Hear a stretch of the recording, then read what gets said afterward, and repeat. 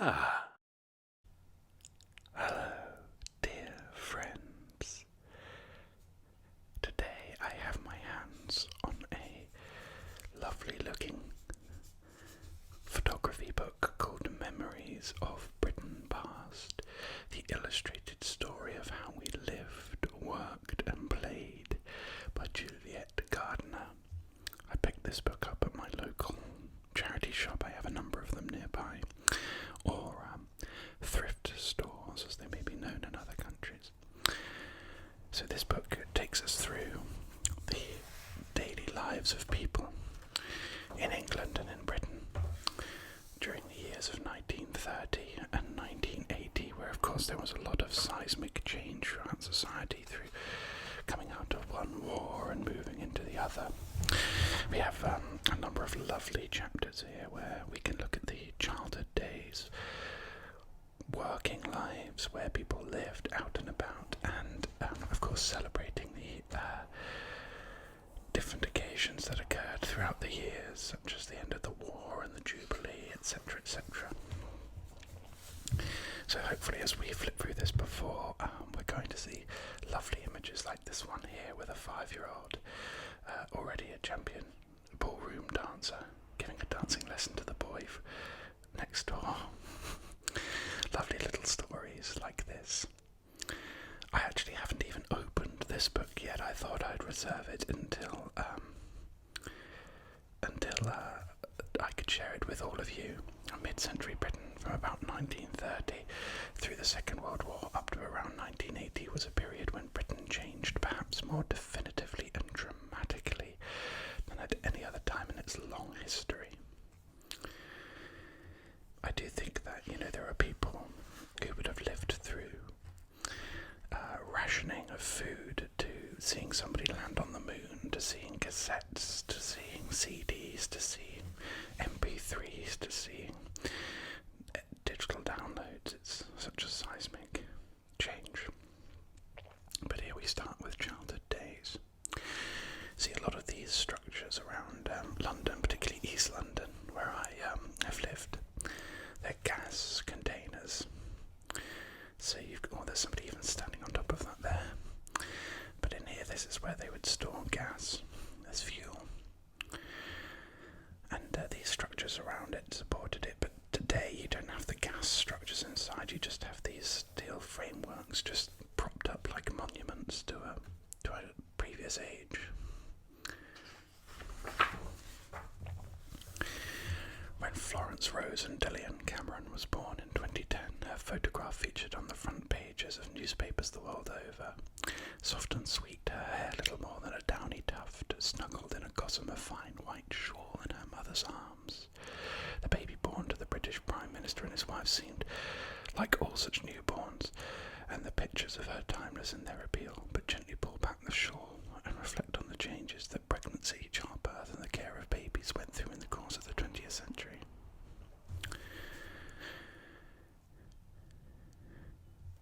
Here are some expectant fathers that have started to take part in antenatal classes from around 1986. By 1968. 1968, childbirth had once been a strictly women's affair, but by 1968, when this photograph was taken, times were changing. They were attending an antenatal class and expected to take an active role. Here is a baby born. Look at the midwife's outfit there. A big headpiece. 3 pajama-clad boys are introduced by the midwife to their newborn baby sister after a home delivery in Kent. Look at this tiny baby, born 2 months prematurely, being cared for in the new incubator installed in Wolverhampton's Women's Hospital in 1954.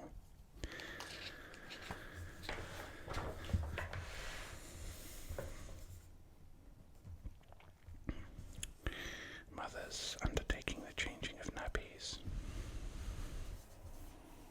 Or a nappy service. Back in 1952. This van was photographed on delivery. Only the wealthy could afford bespoke nappy services. with the collection, laundering and return delivery of clean nappies. And then other women had the daily chore of soaking and washing terry cloth nappies. A mother of three, Valerie Gordon Hunter, in 1948 she and her husband Pat Hunter obtained the first patent for a disposable nappy.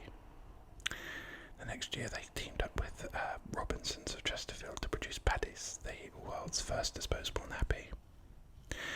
More than a decade would pass before Pampers, a rival, were launched in the US in 1961. There you go. There's the origin of Pampers. It's an interesting one, isn't it? Because I do think about the sheer amount of nappies that must enter landfill or don't degrade quickly enough, and there must be so many that actually the idea of having effective reusable nappies is quite appealing for the planet moving forward. Here's bath time with a baby. Look at this little bubba here. Look at his little face. Hello, little bubba. Bubba, bubba, bubba, bubba, bubba, bubba. Hello, little bubba, bubba, bubba, bubba. A washing up bowl in front of the kitchen range, because the kitchen was the warmest room in the remote farmhouse that she and her husband were renovating.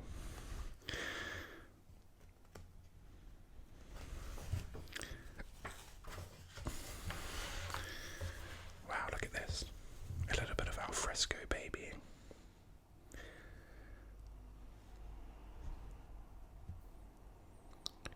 Taking children outside, giving them some fresh air perhaps. This is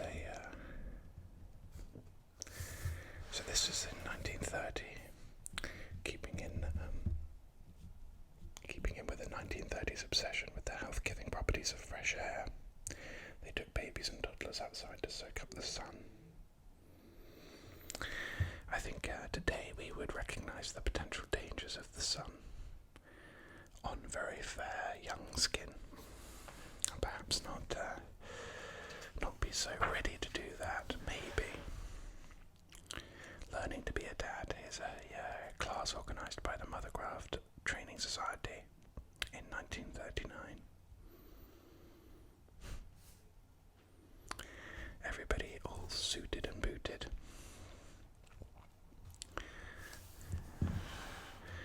And a nanny here taking her young charges to the beach at Bournemouth to make the most of a rare sunny day in the family's summer holiday in August 1954.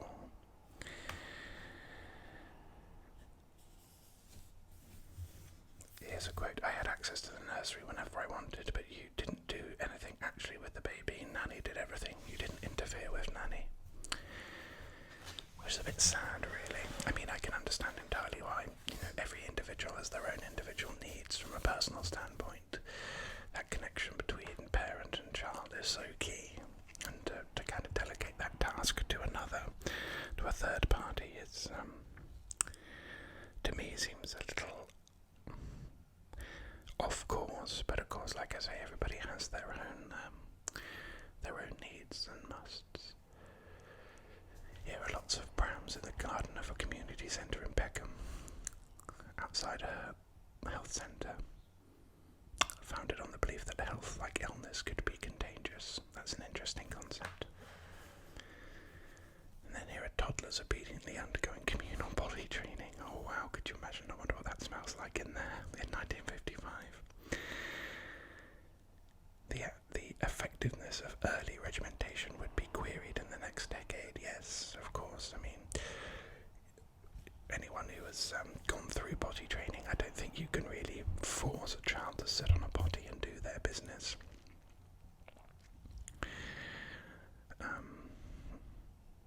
They have to just lead it themselves. Look at this. You don't see this anymore, do you?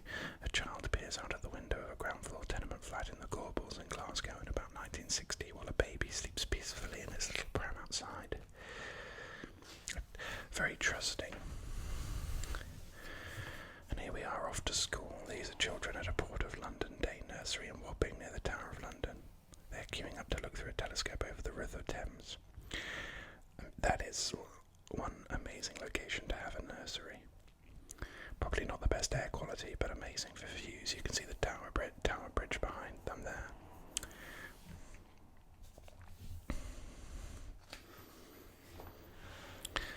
good nursery school doesn't take the place of home, it adds to it, pronounced Dr. Spock. Oh, hello there, Spock.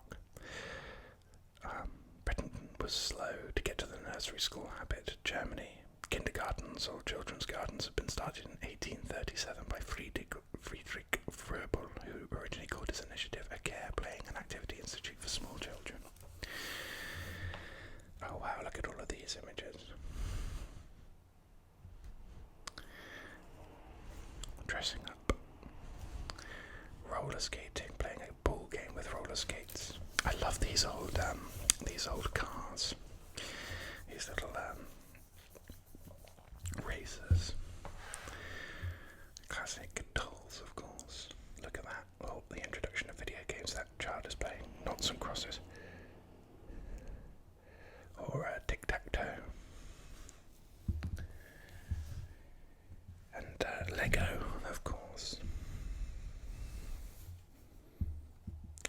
But again, it's so interesting, isn't it? In this time frame, you've gone from children doing this to that, all within the space of a few decades. Here are some children in the Scottish Islands making their way to school in 1956, where a single teacher taught them all, aged 5 to 11, in one classroom. Wow, that must take quite a lot of skill for a teacher to be able to teach that variety of different age groups. A first day tears. Oh, 5-year-old on his first day at St. Nicholas County Primary School in Loughton in Essex in 1952. Loughton is about 10 minutes away from me. Oh, he's got this little name card on.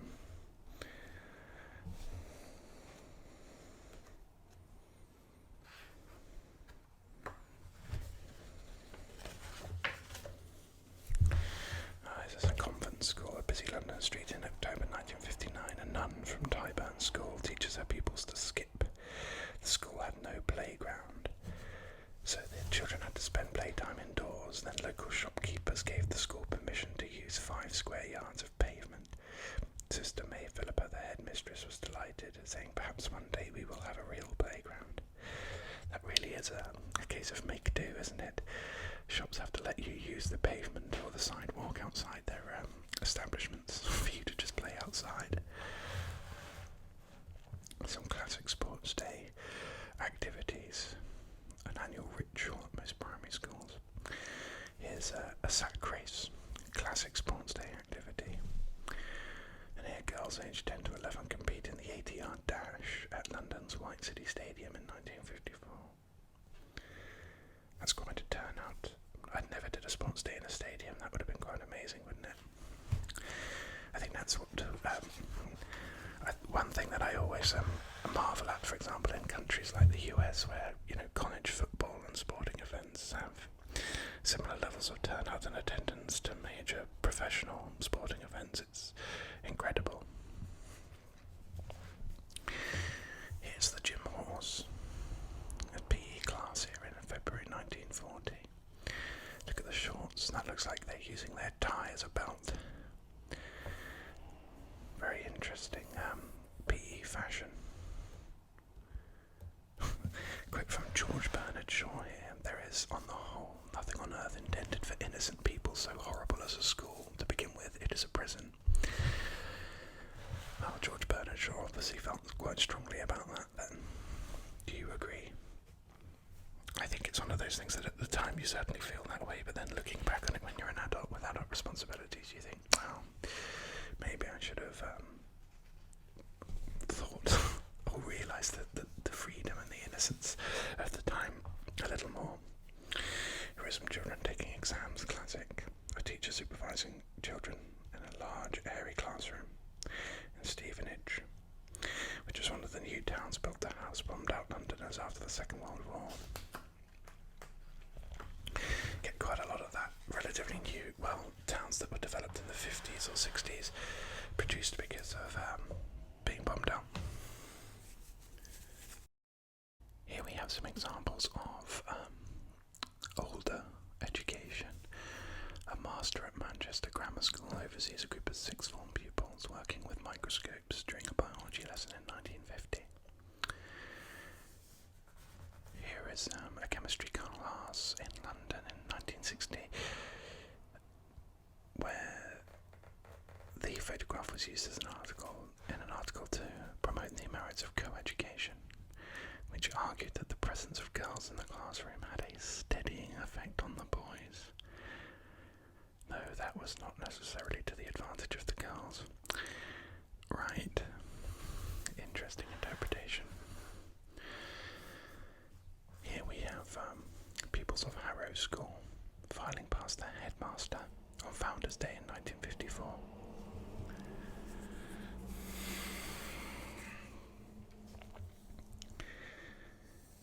They had to doff their straw hats as their names were called out. That's very English.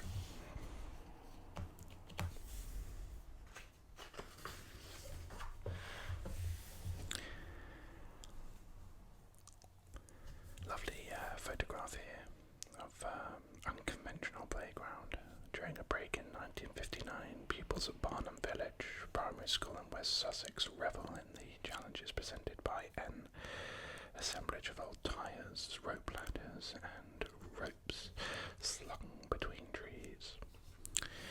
This is very evocative of my childhood as well, and I suppose for many of us, where there was always that fun of finding ropes or tyres or discarded debris in a forest somewhere and being able to just throw it up, and then you can make a tyre swing and fling yourself across a brook or a river or a stream. Lovely stuff. Oh dear. Now, the reason I'm saying oh dear is because this book, I'm assuming, well, absolutely, this book would have been published well before the scandal. Here, millions of British children have grown up with memories of Jimmy Savile's Jim Will Fix It. So, for those of you who don't know, Jimmy Savile is now infamous, as it came to light after his passing that he was a terrible, terrible predator of young people and would abuse his positions of power to gain access to vulnerable young people. In actual fact, this entire page is somewhat of an awkward testimony to bad days past. Even shows like Blue Peter, I think, had their share of controversies, and how many individuals throughout television and unfortunately children's television exploited their positions of power and trust. Learning to join in. So one of the most vital lessons of childhood is learning how to get along with others. In the first half of the 20th century, the Scout movement became the most important organisation outside of school to promote the development of children. So we have children here learning how to play their brass instruments. And we have boys from the 9th Stepney Troop, based in East London, pitching their tent for a weekend camp. Bringing back some memories there. And here are some Girl Guides pouring out strong tea made over a campfire the day before war was declared on Germany by Britain. So a bit of a pivotal point. I wonder if any of these young women would have thought that the next day the landscape of their lives would be changed irrevocably. Here we have some girls showing off their brownie uniforms. So you had brownies and then Girl Guides. And here's a uniform inspection of the Boy Scouts.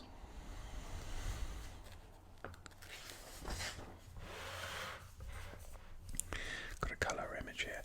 So we've got a yawning 5-year-old gives less than her full attention during a class at the Ballet Rambert School in Notting Hill Gate. And here schoolgirls give a display of country dancing in Findhorn, Scotland, to the accompaniment of an accordion. That's lovely. What's going on here? An 8-year-old Tony Kelly is given a drink between rounds by his second, Brian King, at the Leighton Boxing Club in East London.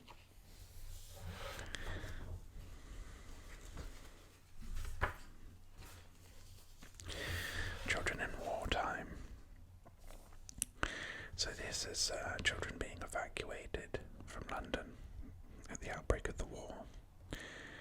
And London evacuees here are on a Sussex farm enchanted by the first lambs of the year. That must have been so incredible, particularly for those children who are in the built-up parts of the city and will have never encountered much agricultural or rural living before.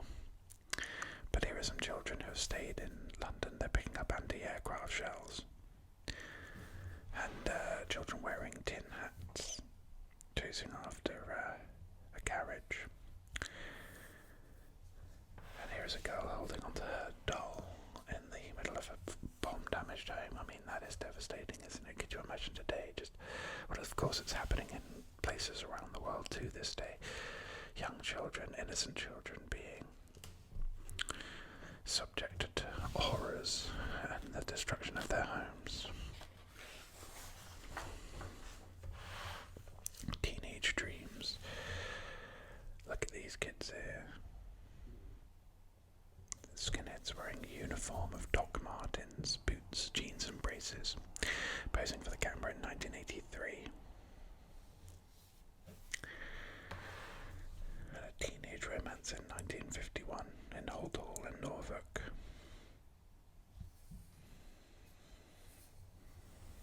In 1959, the magazine Queen proclaimed it to be a bad year for dodos. The old firm in politics, music, design, clothes and class consciousness was about to be confined to the dustbin of history. There would be a new morality, new ways of living and loving, even a new language.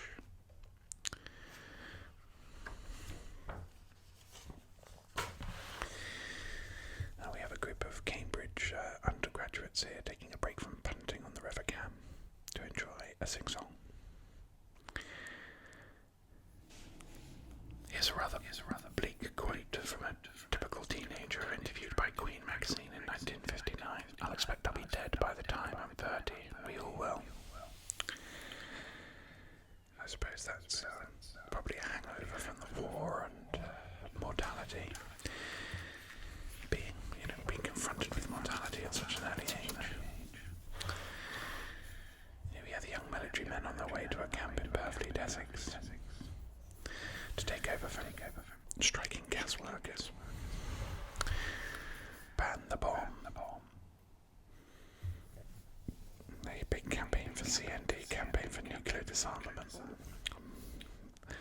Marching to the atomic weapons research establishment at Aldermaston and Berkshire. I suppose as well, if you've just been party to witnessing the devastation of the atomic bomb in Japan only 5 years prior. For many, I'm sure it's a case of let's never do that again, get rid of that. Here we have Christopher Radmore playing the guitar to an attentive audience in a venue known as Brad's Club in London. Very cool clothing in the early 60s. I love how everyone's just sitting around very politely. Quite an iconic English image here, British image of fish and chips. A shop in Handsworth in Birmingham here in about 1978.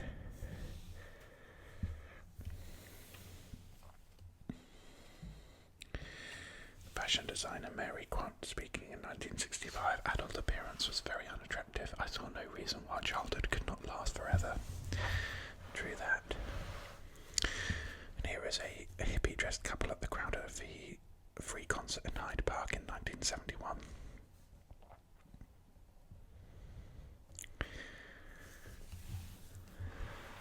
And somebody sleeping on the beach at a Who fan on a deck chair on Brighton Beach in 1980.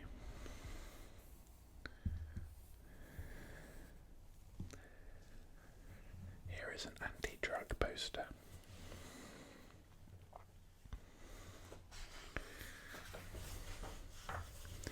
And we move on to chapter 2, Britain at Work. What a startling image here.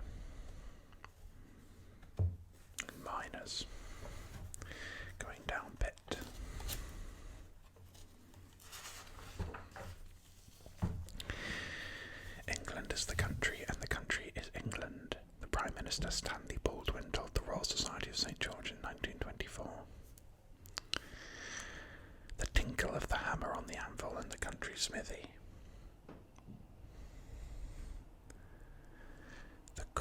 break on a dewy morning, the sound of the scythe and the sight of the plough team coming over the brow of the hill. That sight has been England since England was a land.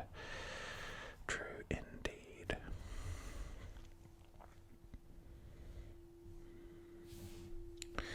Here we have agricultural workers gathering in flax to make linen in County Down, Northern Ireland in July 1948.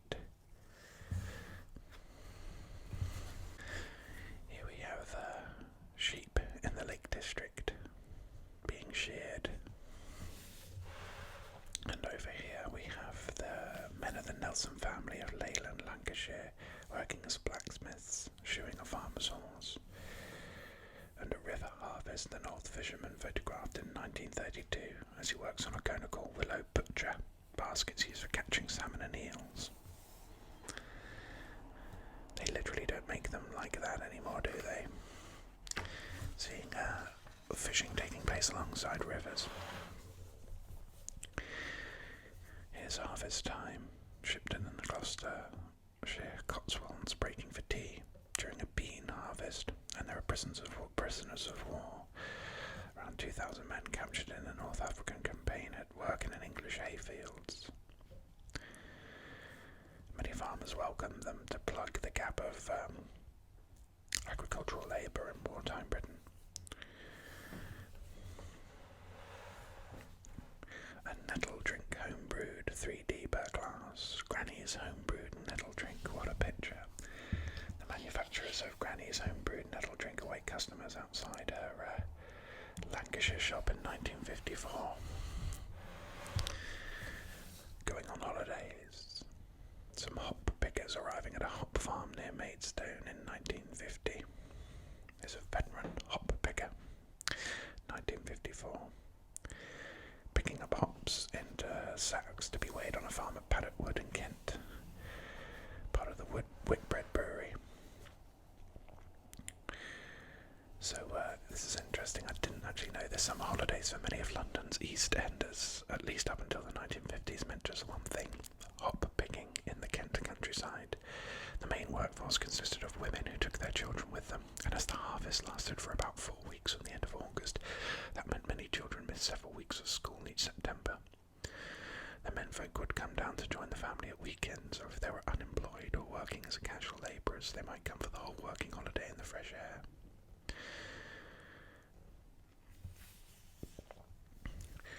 So hops, of course, a key ingredient in making beer.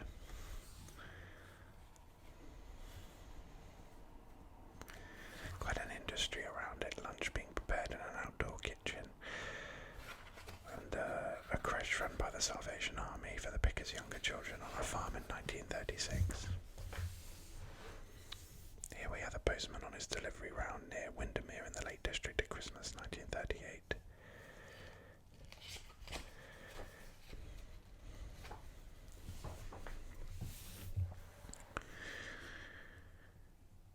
When the journalist and playwright J.B. Priestley took his English journey in the autumn of 1933, he found not one but 3 Englands. One was new, but 2 were old. Rural England with its historic towns and cities, the country of cathedrals and minsters and manor houses and inns, and 19th century industrial England, a land of coal, iron, steel, cotton wool, and railways. Here's a steel worker in the north of England. Of course, steelwork suffering badly in the depression of the 1930s.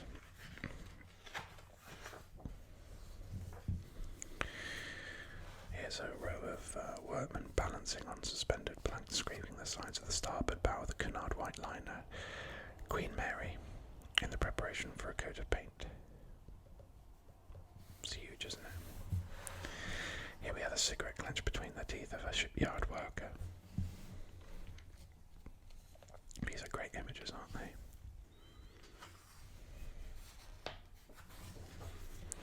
Digging for black gold, coal mining. Here we have 2 miners hewing coal at the Pitface and Ellington colliery in Northumberland. Then women are employed to sort and grade coal on a conveyor belt in 1952. There is a finishing their head shift at Donibandi in the Rhondda Valley, South Wales. Here's Tommy Shotton enjoying a smoke by the fire at home in 1939 while waiting for the kettle to boil water for his after-work wash. A miner at Ellington Colliery checking his wages on payday, and a group of Bevan boys about to descend in the cage to start their shift at Markham Colliery, Yorkshire in 1943. Just seems quite terrifying to me. Just going down into the pit. I can see here there's something mentioned here which I've read about recently. Of the many tragic disasters to strike mining communities, one of the worst happened at Gresford Pit near Wrexham in North Wales in 1934. An explosion in the deepest part of the mine started a fire, which rescue workers could not extinguish. The miner's death toll was 265, but the worst and most shocking tragedy did not happen underground.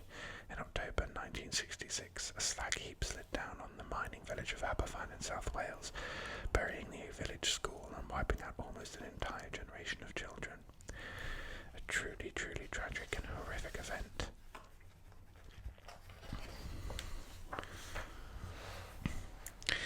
Here we have a team of workmen preparing the King Edward the 7th locomotive, King Edward the 8th locomotive, ready for service on the Great Western Railway. Love these magnificent old steam trains. And railway construction workers in 1936 dismantling the old signalling gantry at Waterloo Station to make way for new electric signal boxes. So a big old change on the railways. Here we have teenage girls photographed in 1957 as they walk home after working a shift at the Lily Cotton Mill in Shaw, Lancashire.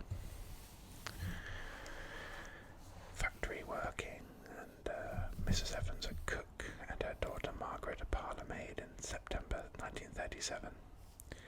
Working in service was becoming increasingly unpopular during the interwar years, particularly among young women. I'm guessing that's because, of course, we're seeing the opportunity to work more manual roles, and I'm guessing as well the jobs that women took over from men during the war start setting in motion equality, or the discussion around equality. Here are some people signing on at the Wigan Labour Exchange.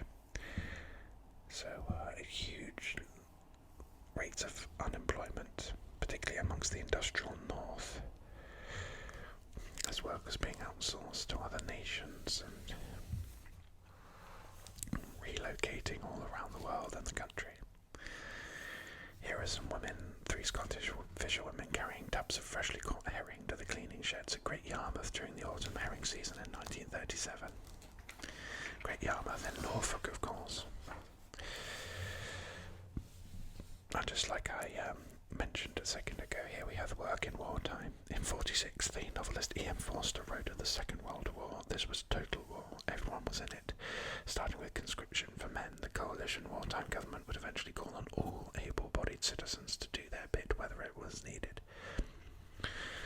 So here we have civil defence workers at the scene of a V2 rocket attack on Smithfield Market in London. Over 100 people were killed in the blast, including housewives queuing for a freshly delivered consignment of rabbits. The nurse has the letters CS for casualty services painted on her tin hat. The ambulance driver beside her was Jean Grover, whose day job was secretary to the governor of the Bank of England. So yes, everyone really did have to pitch in into multiple different ways, but the scene must have been horrific. What a grueling time to live through.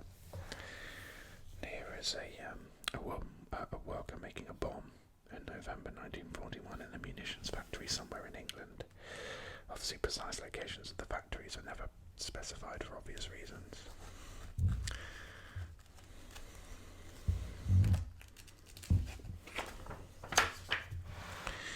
Here we have the Land Girls, members of the Women's Land Army, piling up sugar beet into a clamp for storage in October 1940. That's a lot of sugar beet. This is some make do and mend, isn't it? Here, some keeping calm and carrying on. A bombed building in London served as a temporary barber's shop. So a soldier gives a member of the Pioneer Corps a short back and sides. In 1941, the Corps were active in clearing bomb debris during the war years. An advert for joining the ARP, Air Raid Precautions. There are numerous ways that civilians could get involved in the war effort during the so-called phony war from the declaration of war in 1939 through to May 1940. I think this is when the war hadn't really fully got going yet, but everyone was preparing as if it was going to be on home soil very soon. Cups of tea being served and civil defence workers using a listening device. Here is firefighting, local defence volunteers at the Home Guard getting some rifle practice in the 22nd of June 1940.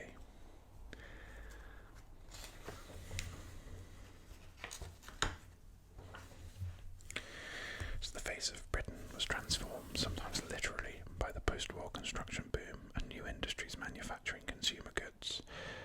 As modern high-rise flats took the place of old back-to-back terraces, cranes became a visual symbol of this changing Britain, towering over cities up and down the land.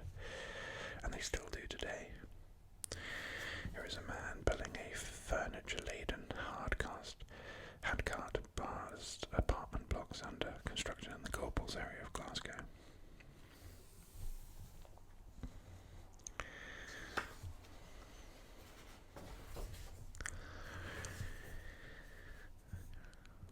Wow, no safety equipment at all, really high up there on Blackpool's famous tower, putting up lamps for the famous switch on 18th of September 1933.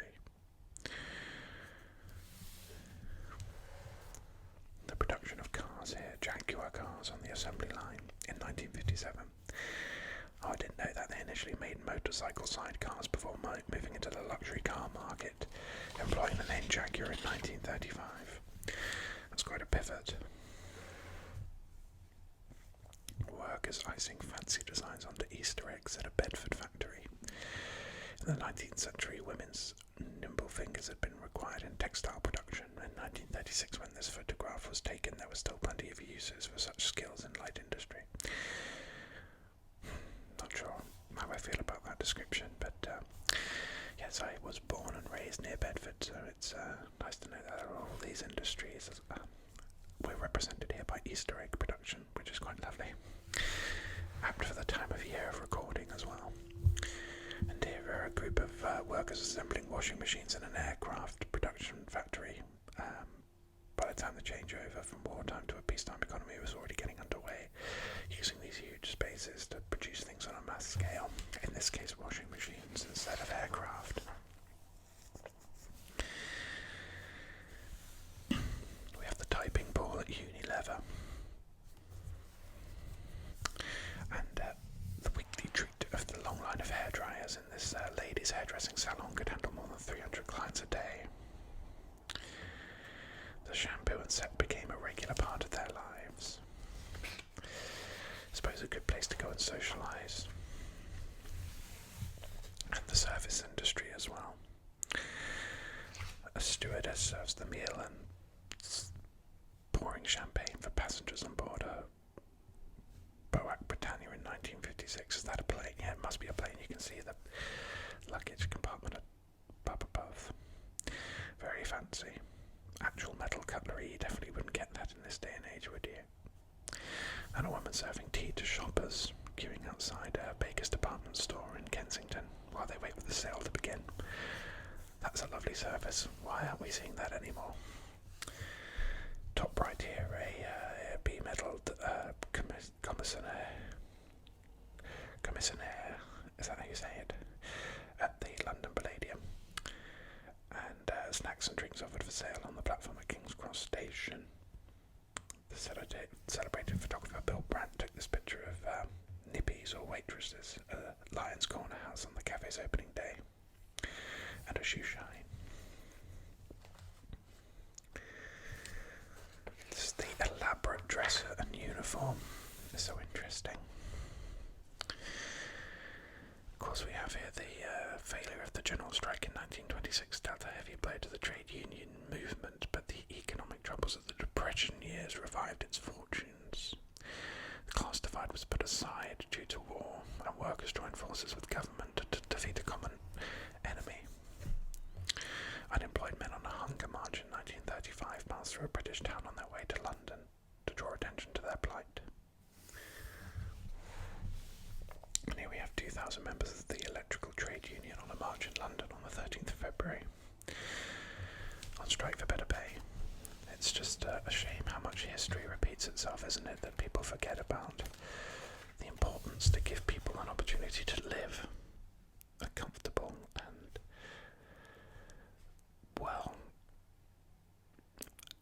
compensated life. We're seeing it, of course, again in 2023, strikes left, right and centre in this country, as we almost come around full circle. Here's a strike outside of a photo processing laboratory in Willesden, North London, bearing posters of individuals they accuse of strike breaking. Of course, using the term scab for those people who broke. The National Union of Mine Workers. The artist Grayson Perry, who I read a book of on this channel a little while ago, he did this great episode when he was exploring the cultural identity of men in the country. I think it was about the men of this country, and one of it was the miners and coal workers of this country, all with their tapestries that represented their unions, and how they had this beautiful array of artistic representation of who they are and what they represent. It's fascinating.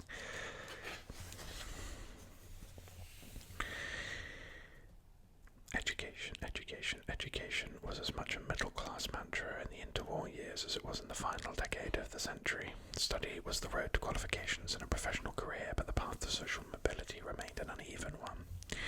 Here we have a bowler-hatted broker discussing business with an underwriter in the central half of Lloyd's in the city of London. And here we have stockbrokers. Are stockbrokers parasites or valuable servants? Picture post Aston in the service of greater transparency. The Manchester Stock Exchange opened its doors to the public in May 1954.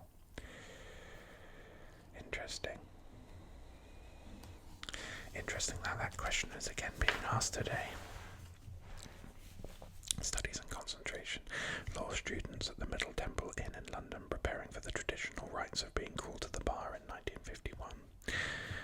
And architect Sir Misha Black working on designs for that year's Festival of Britain.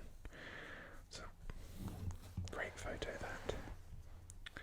A farmer and his family shaking hands with their local rector in the village of Paragham in Devon after a Sunday morning service.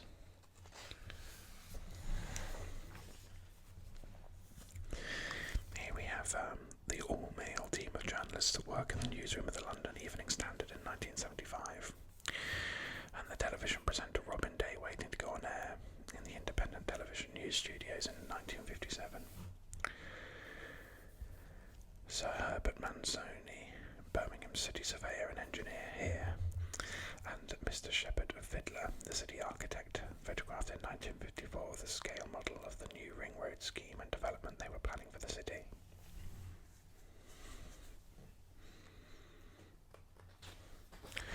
Of course, a huge opportunity to rewrite, remodel many living cities and urban environments for people post-war. Here's Princess Margaret inspecting a lineup of cadets at the Sovereign's Parade at Sandhurst.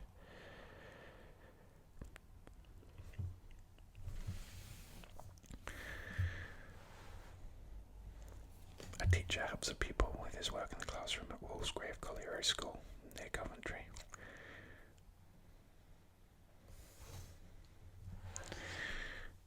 The coming of the NHS, the money worried them. They put off bothering the doctor with a night call until in desperation about midnight they'd send.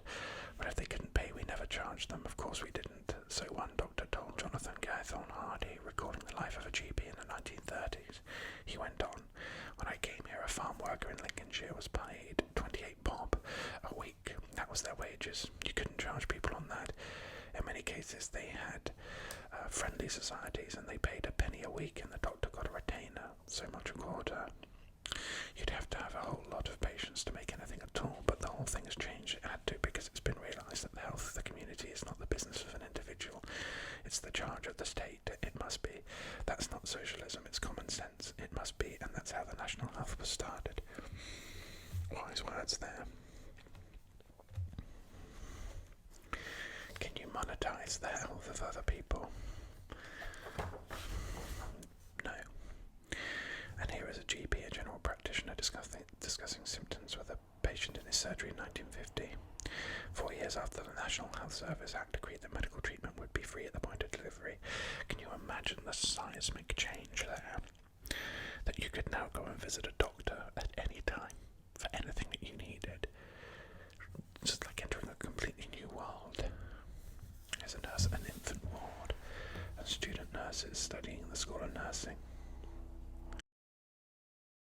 Now we're up to chapter 3, Where We Lived, which I think is a good opportunity to put a pin in it and pause our journey through this lovely book. So I look forward to having you join me for part 2 for more about the England of past, Britain of old, with these wonderful illustrations.